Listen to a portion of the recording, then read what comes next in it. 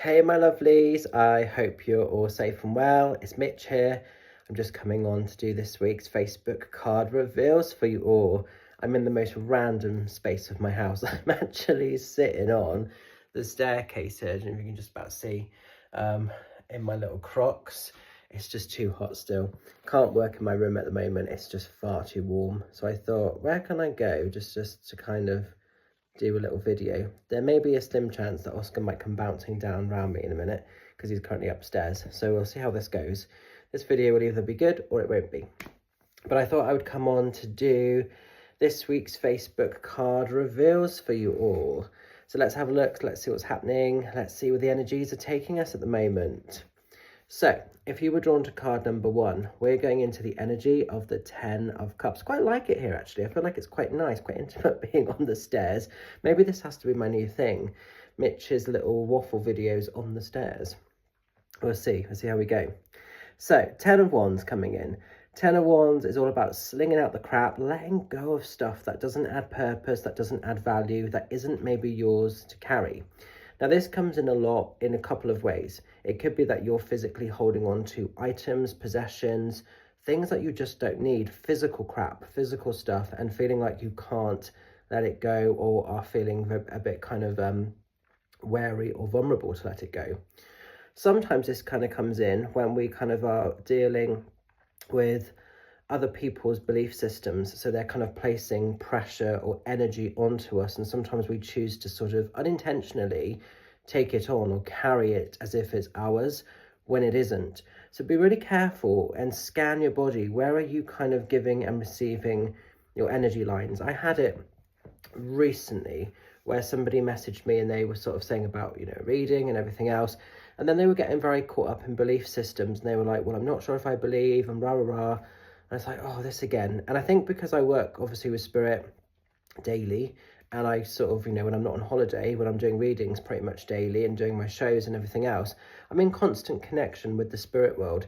So I'm way past that idea or that belief system of, is it real? Is it fake? Because I'm like way out there with it. Not in an arrogant, egotistic way, just because spirit have shown me so many weird and wonderful and beautiful experiences. I know hand on heart the existence, the realness to it. And it's frustrating when sometimes you're being met with that belief system of, is it real? And it's like, oh, seriously, we're going to have to go all the way back there with it.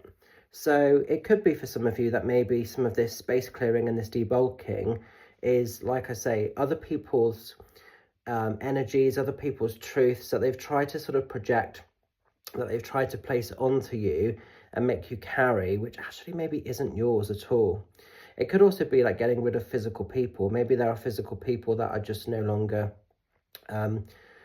deserving to have a place at your table, to sort of sit around the energetic table with you. And it doesn't mean you have to be harsh, it doesn't mean you have to be nasty, but sometimes it's just letting people go with love, and sort of just pulling back a little bit and saying, no, actually not on this occasion. Thanks, but no thanks.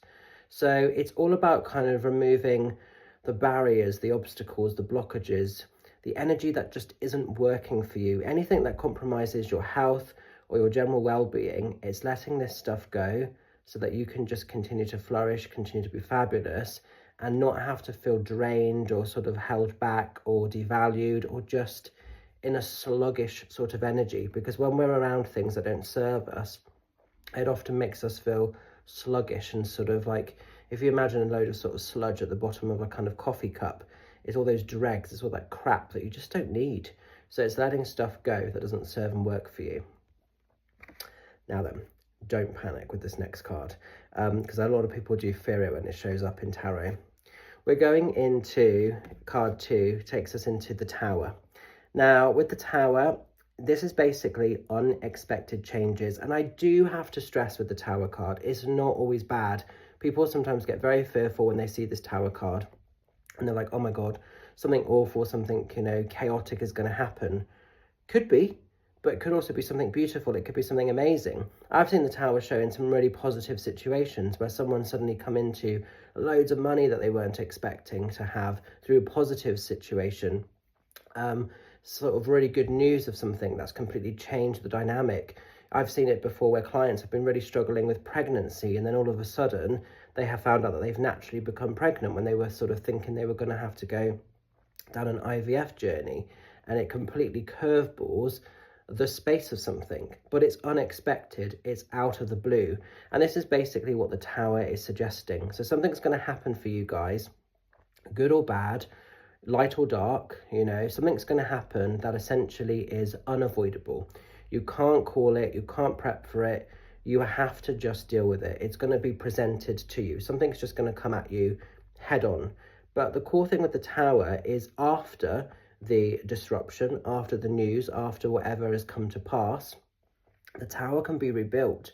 So yes, there may be some frustrations, yes, there may be some intrusion on a temporary basis, but that Tower can be rebuilt and its foundations can come back stronger, and you can actually rebuild the Tower in the sort of function and in the way that you want it to sort of stand. So yes, it can be scary, it can be very overwhelming, it can take us into places we didn't think we were ever going to have to go to, but there can be life beyond the Tower. And I think that's the really important thing to remember with this card, because some people think once it's happened, that's it, my life is over, I'm never getting past this. And it's just shaking things up, it's shaking the energy. Sometimes if the universe has given us some natural sort of signs and stepping stones, and if we've chosen to not take that, the universe sometimes will shake us a little bit harder to get the energy moving. So often this is just stuck, stagnant energy. And if you think with this first card, particularly if you've been drawn to both of these, if you're avoiding this, the Tower might be happening because the universe might be shaking something up to force you to make some sort of changes here, potentially, you know? So just don't go looking for it, just be aware of it. And if it comes in, just be like, okay, you know, I'm prepped, I understand that this could have happened, or this was maybe going to happen. Let's look at recovery, because with the Tower, you can get caught up in the intrusion or the block or the situation, or you can sort of go into that higher space of consciousness and think, how do we overcome the hurdle, the problem, the curveball that's kind of come in, or whatever's happened, you know? How do we overcome the obstacle, essentially, or work around the obstacle? So that's really what's being encouraged this week for you guys. And finally, as we're going into card number 3, we're going into the 7 of Wands. So if you guys have been drawn to card 3, 7 of Wands, it's the time to sort of stay grounded. It could feel a little bit maybe heavy at the moment for some of you. Maybe a lot of you are in that cycle of feeling like same shit, different day. I think with the intense heat at the moment, even though it's beautiful and it's lovely to see the sun, and, you know, we should be sort of very blessed and everything else, but actually, we're allowed to sort of moan about stuff. We're allowed to sort of moan if we feel it's too hot. Because for me, I'm very blessed to see the sun. Of course, we need the sunshine, but there's another side of me that's pissed off. I don't like heat. I am the worst person for hot weather because I hate it. I hate being too hot. I would rather be a little bit cold than a little bit hot. So for me, 7 of Wands, maybe some of us have just been a bit grumpy and feeling a little bit kind of frustrated. And the heat, lovely as it isn't always practical, particularly when it's like silly high temperatures and we're sweating everywhere, we don't feel comfortable in self. It's not pleasant, it's not nice, you know? So 7 of Wands is almost getting on with it, but feeling a bit uncomfortable, feeling a bit disgruntled, feeling a little bit pissed off. And like I say, it could be weather, it could be for some people the state of the economy. For some people, it could just be your personal circumstances and just feeling like you're in that little bit of rock and hard place. And you're being encouraged to stay grounded, to stay centered. Everything will pass. Everything is temporary. And I think it's really important to remember that with this card. Things are temporary. They're not permanent. So even when things are uncomfortable, even when things are compromising, yes, the weather's been hot for a few days. It's going to go cold at some point. It's going to have to, you know. So, and then for a lot of us, it'll be like, oh, I can breathe. I can feel a bit more at peace, you know. So these things can feel a little bit kind of tricky and a bit kind of shitty in the moment. But in the grand scheme of things, in the bigger picture, they're not that important. They're not that much of a bigger deal. And I suppose it's keeping perspective, it's keeping priority. But sometimes we can get pulled into the frustrations, the restrictions, the negative stuff, and we can feel like we've got this kind of rod or this wand where we're really juggling, we're really balancing to try and stay afloat.